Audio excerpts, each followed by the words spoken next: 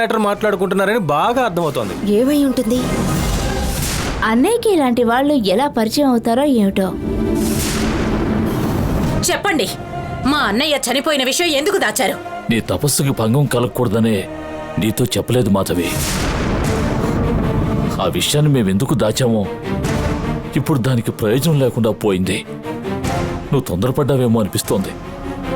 నందిని ఎదిరించే శక్తి నీ ఒక్కదానికే ఉందన్న నమ్మకంతో ఉన్నాం మేము. ఆ నమ్మకాన్ని కూడా నందిని చెడగొట్టిందే. నందినిని అంతం చేసే శివగణాన్ని నేను కాకపోవచ్చు, కానీ తను మా అన్నయ్యని చంపి నా తపస్సుని భగ్నం చేసి ఒకటికి రెండింతలు నాలో కసిని పెంచింది. నందినిని నిర్మూలించడానికి ఈ కసే చాలు. ఇకపై నందిని నా నుంచి తప్పించుకోలేదు.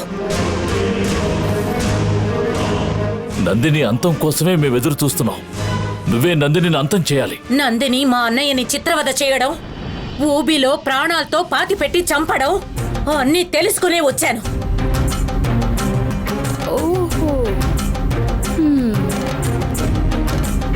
దీనికంతటికి నేను ప్రతీకారం తీర్చుకోకుండా వదిలిపెట్టను.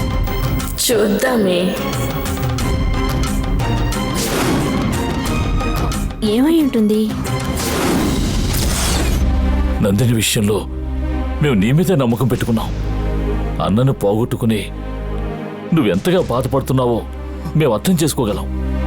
నిన్ను ఓదార్చటం నాకు సాధ్యం కాదు, కానీ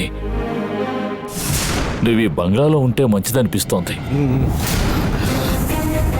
నువ్వు ఇక్కడే ఉండాలి. లోపలికి రా. రాను. నాకు బయట చాలా పనులున్నాయి. ఆ పనులు పూర్తవ్వకుండా నేను ఒకే చోట ఉండలేను.